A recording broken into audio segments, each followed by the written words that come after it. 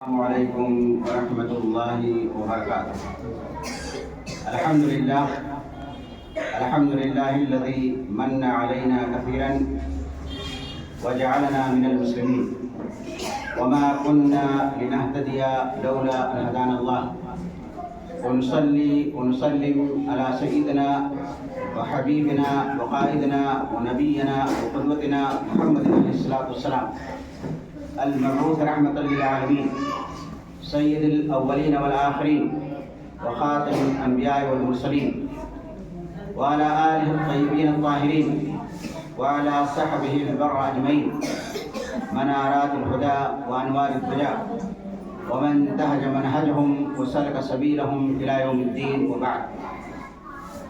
برادران اسلام، سامعین کرام، حاضرین مجلس اور جناب ڈاکٹر سہیل صاحب جو کہ آج ہمارے درمیان موجود ہیں اور انچارج ہیں بلڈ یونٹ کے NMC میں، اور جناب ڈاکٹر عبدالرشید صاحب اور شیخ ثمر صادق صاحب جنہوں نے ابھی آپ سے خطاب کیا، اور ڈاکٹر نور کمال صاحب اور دیگر حاضرین، سب سے پہلے میں اللہ سبحانہ تعالیٰ کا شکر ادا کرتا ہوں۔ یہ صرف اس کا فضل و کرم ہے کہ آج اس نے ہم کو یہاں پر جمع کیا ہے اور مجھے اس بات کی توفیق عطا فرمائی کہ میں آپ لوگوں کے لیے ایک پروگرام منعقد کروں جس میں آج کچھ محتاج ہمارے معاشرے میں رہنے والے غرباء فقراء کی مدد بھی کی جائے گی انشاءاللہ۔ اور اس کے بعد میں آپ تمام حاضرین کا بھی شکریہ ادا کرتا ہوں، خاص طور سے وہ لوگ جو یہاں سے تقسیم کی جانے والی چیز کو لینے کے لیے یہاں پر حاضر ہوئے ہیں، یہاں پر آئے ہیں، میں ان کا بھی شکریہ ادا کرتا ہوں۔ اور میرا مقصد آپ لوگوں کو یہاں بلانے سے آپ کو پریشان کرنا، مشقت یا پریشانی میں ڈالنا ہرگز نہیں تھا، بلکہ میری نیت صرف یہ ہے کہ آپ لوگوں سے ملاقات ہو جائے گی، تعارف ہو جائے گا، کچھ چیزیں آپ اسکول کے بارے میں، سوسائٹی کے بارے میں جان جائیں گے، اسی طرح سے دین اسلام کی کچھ باتیں ہو جائیں۔ بس میرا مقصد یہ تھا کہ دینی باتیں آپ کے کوشش گزار کر دی جائیں۔ محترم حضرات، ہم سب جانتے ہیں کہ آج کل کے زمانے میں مسلمانوں کے ساتھ بہت سارے مسائل ہیں، بہت سارے پرابلم ہیں۔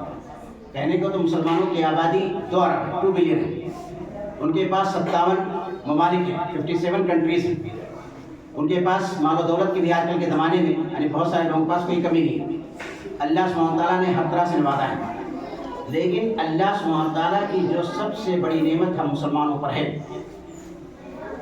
آپ اس کو جان لیں۔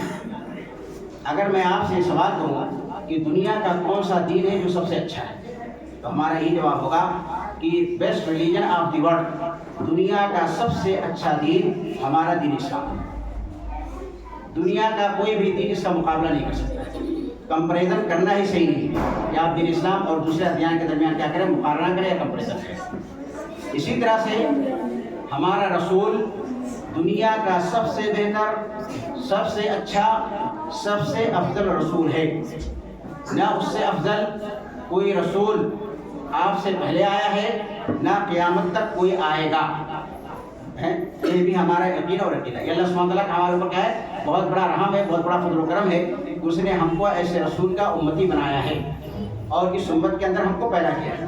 اسی طرح سے اللہ سبحانہ تعالیٰ نے ہم کو دنیا کی سب سے اچھی کتاب عطا فرمائی، اور وہ کتاب کون سی ہے؟ قرآن کریم۔ دنیا کی سب سے اچھی کتاب، سب سے بہتر کتاب، سب سے افضل کتاب۔ اس طرح کی کتاب نہ دنیا میں اس سے پہلے نازل ہوئی اور نہ قیامت تک نازل ہوگی۔ قرآن کریم کا بھی مقارنہ، اس کا کمپریزن جو ہے، آپ کسی دوسری کتاب سے ہرگز نہیں کر سکتے ہیں۔ قرآن جیسی کتاب اس دنیا کے اندر پائی نہیں جاتی۔ اور اسی طرح سے دنیا کا سب سے اچھا سسٹم، دنیا کا سب سے اچھا نظام، دنیا کا سب سے اچھا کانسٹیٹیوشن، دنیا کا سب سے اچھا آئین، دنیا کا سب سے بہتر دستور کس کو دیا گیا ہے؟ ہم مسلمانوں کو اللہ سبحانہ تعالیٰ نے عطا کیا۔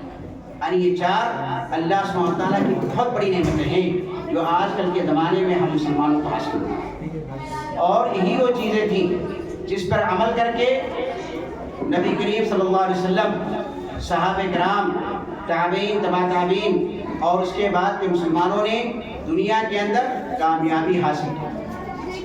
وہ اس دنیا کے حاکم تھے، محکوم نہیں تھے۔ اس دنیا کے اندر کیا تھے؟ غالب تھے، مغلوب نہیں تھے۔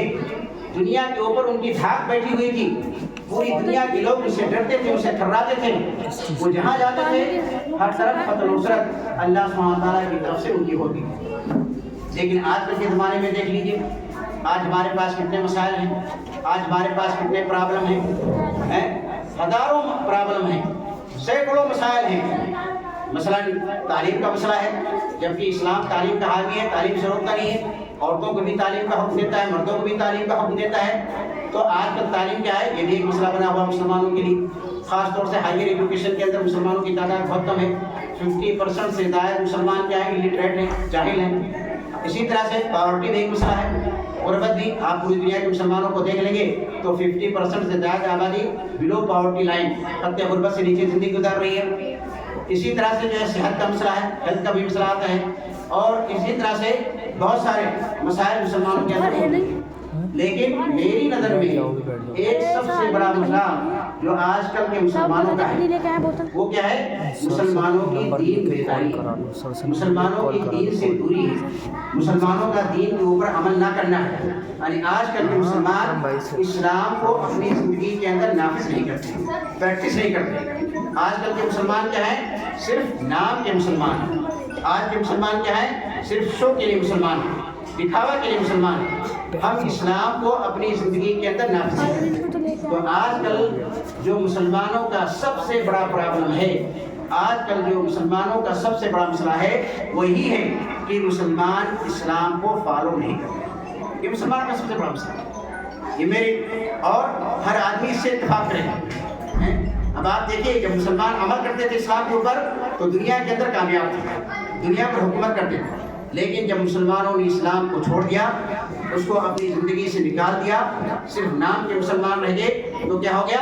اللہ سبحانہ تعالیٰ نے ان کو اس دنیا کے اندر ذلیل و رسوا کر دیا۔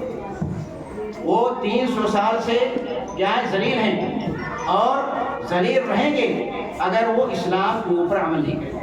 آپ یقین مانیے، اگر آپ پوری امت کو لٹریٹ بنا دیتے 100%، آپ لٹریسی ریٹ 100% کر دیجیے، یا اسی طرح سے جو پاورٹی ہے، جو غربت ہے، آپ اس کو ختم کر دیجیے، ہر مسلمان کیا ہو جائے؟ ملینئر بن جائے۔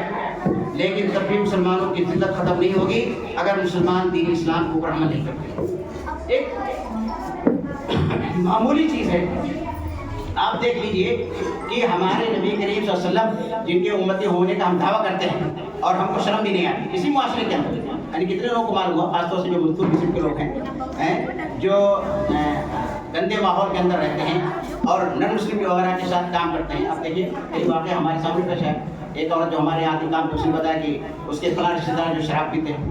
اس طرح کتنے لوگ ہیں، ایک اور ہمارے دوست نے بتایا، تو اس طرح کے کتنے مسلمان ہیں جو کہ شراب پیتے ہیں۔ بلا بتائیے، ایک مسلمان ہو کر کے شراب کو منع لگائے، یہ قطعاً نہیں ہو سکتا ہے۔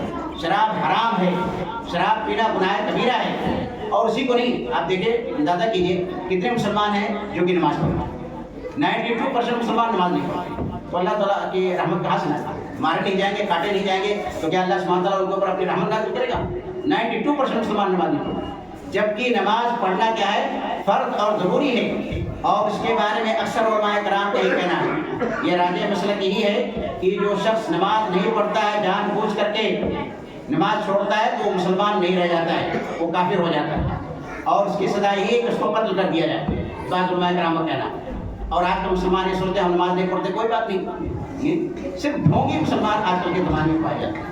اسی طرح کتنے مسلمان ہیں جو زکوٰۃ نہیں دیتے ہیں، کتنے مسلمان ہیں جو صدقہ خیرات نہیں کرتے ہیں، یا کتنے مسلمان ہیں جو حج عمرہ کرنے نہیں جاتے ہیں، یعنی عمل تو کرتے نہیں، اور ساتھ میں برائیاں ان کے اندر کوٹ کوٹ کے بھری ہوئی۔ آج کل کے زمانے کے اندر کون سی ایسی برائی ہے جو مسلمان معاشرہ کے اندر نہیں پائی جاتی؟ ہر قسم کی برائی، جھوٹ کامن چیز ہے، غیبت کامن چیز ہے، چغلی کامن چیز ہے، حرام خوری کامن چیز ہے۔ آپ دیکھیں کہ ہر مسلمان گھر میں تقریباً حرام کھایا جاتا ہے، 90%، بلکہ 90% زیادہ۔ اب اللہ سبحانہ تعالیٰ نے قرآن مجید کے اندر ہم کو حکم دیا ہے کہ وراثت کے اندر بیٹیوں کا بھی حصہ ہوتا ہے، ماں اور بہنوں کا بھی حصہ ہوتا ہے، بہنوں کا حصہ ہوتا ہے، سب کا حصہ جو ہے نبی اللہ تعالیٰ نے خود قرآن مجید کے اندر بیان کر دیا، سورہ نساء کی آیت نمبر 12 کے اندر پورا سسٹم موجود ہے۔ اب جو آدمی اپنی بہنوں کو، اپنی بیٹیوں کو، اپنی بیویوں کو، اپنی بچیوں کو ان کا حق وراثت کے اندر نہیں دیتا ہے تو وہ حرام کھاتا ہے، سراسر حرام کھاتا ہے، اس کی آنے والی نسل حرام کھاتی ہے۔ تو جب حرام کھائیں گے تو نہ ہماری کوئی بات قبول ہوگی اور نہ اللہ سبحانہ وتعالیٰ ہم سے جاؤ گا، اور ایسے شخص کو اللہ سبحانہ وتعالیٰ نے کہا ہم اس کو جہنم کے اندر داخل کریں۔ سورہ نساء کی آیت نمبر 14 ہے، وَمَن يَعْصِ اللَّهَ وَرَسُولَهُ وَيَتَعَدَّ حُدُودَهُ يُدْخِلْهُ نَارًا خَالِدًا فِيهَا وَلَهُ عَذَابٌ مُّهِينٌ۔ اللہ تعالیٰ فرماتا ہے جو اللہ اس کے رسول کی نافرمانی کرے گا اور اس کے حدود کو تجاوز کرے گا، تو جو آدمی اپنی بیٹیوں کو ان کا حق نہیں دیتا ہے تو وہ کیا کرتا ہے؟ اللہ کی نافرمانی کرتا ہے، نافرمانی نہیں کرتا ہے، اس کے حدود کو تجاوز کرتا ہے، اس کے حدود کو نہیں تجاوز کرتا ہے۔ وَمَن يَعْصِ اللَّهَ وَرَسُولَهُ وَيَتَعَدَّ حُدُودَهُ يُدْخِلْهُ نَارًا خَالِدًا فِيهَا۔ اللہ تعالیٰ نے فرمایا کہ اللہ سبحانہ تعالیٰ ایسے مسلمان شخص کو، یہ ہندوؤں کے لیے نہیں ہے، یہ کافروں کے لیے نہیں ہے، یہ مسلمانوں سے کہا جا رہا ہے، یہ صحابہ کرام سے کہا جا رہا ہے، قرآن مجید ان کے زمانے کے اندر نازل ہوئی۔ اللہ تعالیٰ نے فرمایا کہ ہم ایسے شخص کو جہنم کے اندر داخل کریں گے جس کے اندر وہ ہمیشہ ہمیشہ رہے گا، وَلَهُ عَذَابٌ مُّهِينٌ، اور اس کے لیے کیا عذاب۔ آج مسلمان نام کے مسلمان نہ انفرادی طور پر اسلام کو نافذ کرتے ہیں اور نہ اجتماعی طور پر اسلام کو نافذ کرتے ہیں، سوشل بھی اسلام کو نافذ نہیں کرتے۔ آپ اپنے گھروں کے اندر دیکھ لیجیے، کیا بھابھی اور دیور کا پردہ ہوتا ہے؟ بھابھی اور دیور کا پردہ نہ کرنا یہ گناہ کبیرہ ہے۔ کیا سالی کا اور داماد کا پردہ ہوتا ہے؟ نہیں کرتے ہم لوگ، ہمیں کوئی افسوس نہیں، یہ بھی گناہ کبیرہ ہوتا ہے۔ اور ویسے عورتیں بھی پردہ نہیں کرتی ہیں۔ ہم اپنی ماں اور بہنوں سے کہنا چاہتے ہیں جب بھی آپ گھر سے باہر نکلیں پردہ کر کے نکلیں، کیونکہ کسی انسان کا بنایا ہوا قانون نہیں ہے۔ پردہ کرنا ہماری بہت ساری مائیں اور بہنیں سمجھتی ہے عادت ہے، ہیبٹ ہے، ہرگز عادت اور ہیبٹ نہیں ہے، یہ اللہ سبحانہ تعالیٰ کا حکم ہے جس اللہ سبحانہ تعالیٰ نے آپ کو اس دنیا کے اندر پیدا کیا ہے۔ وہ قیامت کے دن اس کے بارے میں ضرور آپ سے حساب لینا۔ یہ پردہ کرنا عبادت ہے اللہ سبحانہ تعالیٰ کی، اگر آپ پردہ کرتی ہیں تو اللہ سبحانہ تعالیٰ آپ سے راضی ہوگا اور اس پر آپ کو ثواب ملے گا، اور اگر آپ پردہ نہیں کرتی ہیں تو اللہ سبحانہ تعالیٰ کیا ہوگا؟ اس سے غصہ ہوگا، اور یہ گناہ کبیرہ ہے۔ تو بھابھی اور دیور کا پردہ نہ کرنا، اسی طرح سے داماد اور سالیوں کا پردہ نہ کرنا، اور اسی طرح سے ہمارے معاشرے کے اندر کتنی برائیاں موجود ہیں۔ بارات جانا یہ حرام ہے، باراتی بن کر کے کھانا کھانا یہ حرام ہے، اسی لیے میں نے یہ تحریر شروع کی ہے، اور ہمارے شیخ بھی اس تحریر کے اندر شامل ہیں، اور انہوں نے بہت پہلے کوشش کی تھی۔ جہیز کا لینا اور دینا حرام ہے، جہیز آدمی اپنی خوشی سے دے یا کوئی مانگ کر کے لے، ہر صورت میں حرام ہے، لیکن ہم مسلمان کتنے دھڑلے کے ساتھ بارات بھی جاتے ہیں، اللہ سبحانہ تعالیٰ کی حکم کی نافرمانی کرتے ہیں، تو کیا اللہ سبحانہ تعالیٰ کی مار ان کے اوپر نہیں پڑے گی؟ تو کیا اللہ سبحانہ تعالیٰ کی رحمت ان کے اوپر نازل ہوگی؟ ہم نے شریعت کو مذاق بنا کر کے رکھ دیا۔ آج اسلام کے سب سے بڑے دشمن خود مسلمان، اور کہتے ہیں کہ ہم مسلمان ہیں۔ ارے اسلام نام ہے عمل کرنے کا، اسلام نام ہے نبی کریم صلی اللہ علیہ وسلم کی اتباع کرنے کا۔ اگر آپ نبی کریم صلی اللہ علیہ وسلم کی اتباع نہیں کرتے ہیں تو آپ کا دعویٰ جھوٹا ہے، اور حقیقی مسلمان وہی ہے جو اسلام کے اوپر عمل کرتا ہے۔ جو اسلام کے اوپر عمل نہ کرے وہ صرف کیا ہوتا ہے؟ وہ صرف نام کا مسلمان ہے، صرف نام کا۔ اور آج جو مسلمان اس دنیا کے اندر دلیر ہیں اور ان کو ہر جگہ مارا جا رہا ہے، ان کو ہر جگہ قتل کیا جا رہا ہے، اس کی اصل وجہ یہ ہے کہ ہم دین سے بہت زیادہ دور ہیں۔ دین بیدار ہے، وہی ماحول ہے دین بیداری کا۔ نہ دین ہمارے گھروں کے اندر ہے، نہ دین ہمارے اپنے اوپر ہے، نہ دین ہمارے سماج کے اندر ہے، نہ دین ہمارے معاشرے کے اندر ہے۔ کھلا کھلا قرآن کریم، میں نے بتایا دنیا کی سب سے افضل کتاب، قرآن کریم کو کتنے لوگ پڑھنا چاہتے ہیں؟ یہ کتنی بے شرمی کی بات ہے، کتنی بے حیائی کی بات ہے کہ آدمی جو قرآن کریم نہ پڑھنا جانے، اور جو قرآن کریم کو نہ پڑھنا جانے وہ دنیا کا سب سے بڑا جاہل شخص ہے، اگرچہ وہ پروفیسر ہو، اگرچہ وہ ڈاکٹر ہو، اگرچہ وہ سائنٹسٹ ہو، اگرچہ وہ ڈی ایم ہو، اگرچہ وہ پی ایم ہو، سی ایم ہو، کچھ بھی ہو، لیکن جو مسلمان قرآن کو نہیں پڑھنا جانتا ہے وہ اللہ تعالیٰ کی بہت بڑی نعمت سے محروم۔ اور میں آپ کو یہ بھی بتا دوں کہ یہی بچے جن کے لیے ہم اپنی آخرت کو بھی برباد کر دیتے ہیں، مال دولت کے پیچھے دوڑتے رہتے ہیں، یہی بچے قیامت کے دن ہمارا گریبان پکڑیں گے اور اللہ سبحانہ تعالیٰ سے کہیں گے اے اللہ اگر تو ہم کو جہنم کے اندر داخل کرتا ہے تو اس سے پہلے میرے ماں باپ کو جہنم کے اندر داخل کر، کیونکہ میرے ماں باپ نے میری اسلامی تعلیم و تربیت نہیں کی۔ اسلامی تعلیم و تربیت یہ ہر مسلمان کے اوپر کیا فرض ہے، فرض عین ہے، ہر شخص کے اوپر فرض ہے، جتنا کہ اس کے پیشے سے متعلق ہے اور جتنا کہ دین کی بنیادی چیز ہے اس کا جاننا ہر ایک کے اوپر کیا فرض ہے۔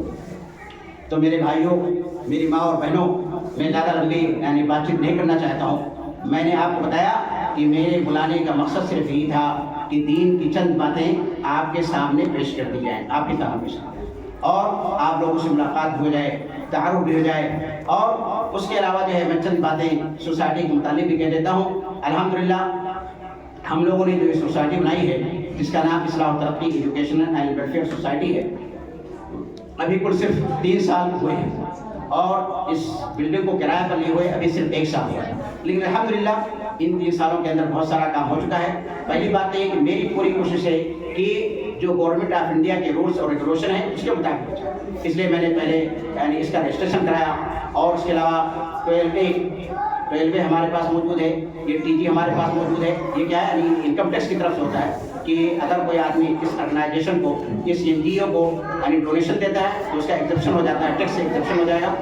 اور 12A کا مقصد یہ ہے کہ اس کی وجہ سے اس آرگنائزیشن کی، اس NGO کی جتنی بھی آمدنی ہو جائے اس آمدنی کے اوپر کوئی ٹیکس نہیں لگے گا۔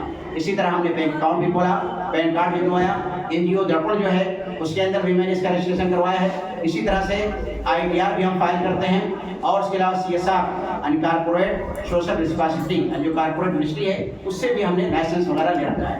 اب ہماری اگلی کوشش یہ ہے کہ ہم FCR وغیرہ اس کے لیے یعنی 3 سال کی شروط ہیں اور بھی بہت سارے شروط ہیں۔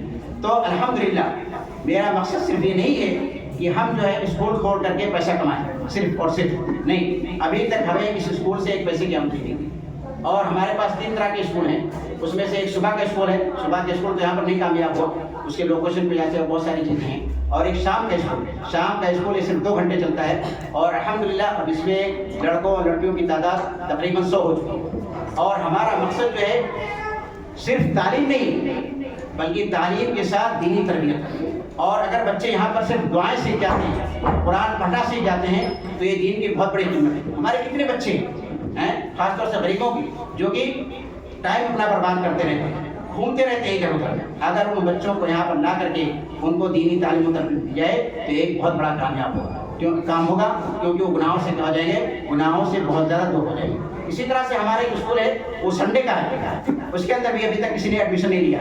سنڈے کا اسکول میں بتا دیتا ہوں آپ کو کس کے لیے، وہ نوجوانوں کے لیے، بالغوں کے لیے، ایڈلٹس کے لیے، چاہے میل ہو یا فیمیل ہو، جو لوگ قرآن پڑھنا نہیں جانتے ہیں یا جن کو دینیات کے بارے میں کم معلومات ہیں، تو یہاں آ کر کے سنڈے کو ایڈمیشن لے سکتے ہیں اور وہ یہاں پر قرآن کی تعلیم حاصل کر سکتے ہیں۔ آپ کے پاس یہ موقع ہے، آپ یہ مت سوچیے، دیکھیے اللہ سبحانہ تعالیٰ نے آپ کو جو زندگی دی ہے اس کے ایک سیکنڈ کا حساب آپ کو دے رہا ہے، ایک سیکنڈ کا حساب ہے۔ کوئی آدمی یہ نہ سوچے کہ ہماری اپنی زندگی ہے ہم اس کو چاہے کس طرح سے گزاریں، نہیں، ایک سیکنڈ کا حساب آپ کو قیامت کے دن دینا پڑے گا کہ اے فلاں بندے، اللہ سبحانہ تعالیٰ نہیں پوچھے گا آپ نے بلڈنگ کتنی بڑی بنائی تھی، یہ نہیں پوچھے گا، آپ نے جو ہے کتنے مریضوں کو دیکھا تھا، اللہ سبحانہ تعالیٰ یہ نہیں پوچھے گا۔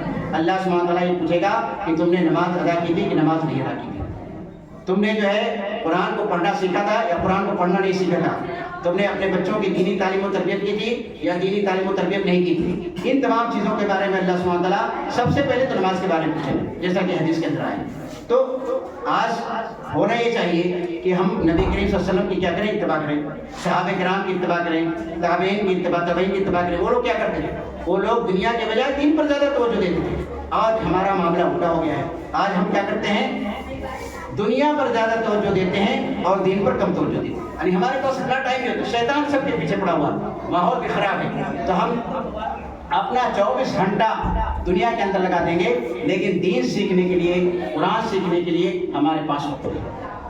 تو میں نے آپ کو بتایا کہ ہماری سوسائٹی ہے، یہاں پر تعلیم کے مواقع ہیں، یہ اسکول آپ کے سامنے ہے، الحمدللہ 100 بچے آنے لگے ہیں۔ اگر زیادہ بچے ہوئے تو ہم اس کو 2 شفٹ کے اندر بھی کر سکتے ہیں، تو آپ اپنے بچوں کے یہاں پر ضرور بھیجیے اور ان کو ناغہ مت کروائیے، غیر حاضری مت کروائیے، تاکہ آپ کے بچے بھی اس سے استفادہ کریں اور آپ خود بھی دین سے جڑیے۔ در حقیقت وہ مسلمان ہے ہی نہیں جو صرف دین سے دور سے رہ کر کے زندگی گزارتا ہے، ایک حقیقی مسلمان بھی ہے جو دین کے اوپر عمل کرتا ہے اور اپنے ٹائم کو برباد مت کیجیے۔ ایک سیکنڈ کا حساب آپ اپنے آپ کے ساتھ، اور اللہ سبحانہ تعالیٰ آپ پوچھے گا تو آپ اس کے لیے جواب تیار رکھیے کہ آپ نے کیا کیا کیا نہیں کیا۔ تو ہمیں اپنے ٹائم کو اچھے وقت کے اندر گزارنا ہے۔ میں اسی پر اپنی بات کو ختم کرتا ہوں۔ اب انشاءاللہ پروگرام کو آگے بڑھایا جائے گا، اور ہمارا جو اصل مقصد ہے کہ اب ہمارے جو بہن بھائی یا جو لوگ معذور قسم کے لوگ ہیں، جو غریب قسم کے لوگ ہیں، ان کے لیے ہم نے کمبل کا انتظام کیا ہے، اور آگے تقسیم کیا جائے گا. تو انشاءاللہ میں سب سے پہلے شیخ قمر صادق سے گزارش کرتا ہوں کہ وہ چند افراد کو یعنی کمبل عطا فرمائیں. میں ان کا نام کرتا ہوں یہاں کر کے دیتا ہے.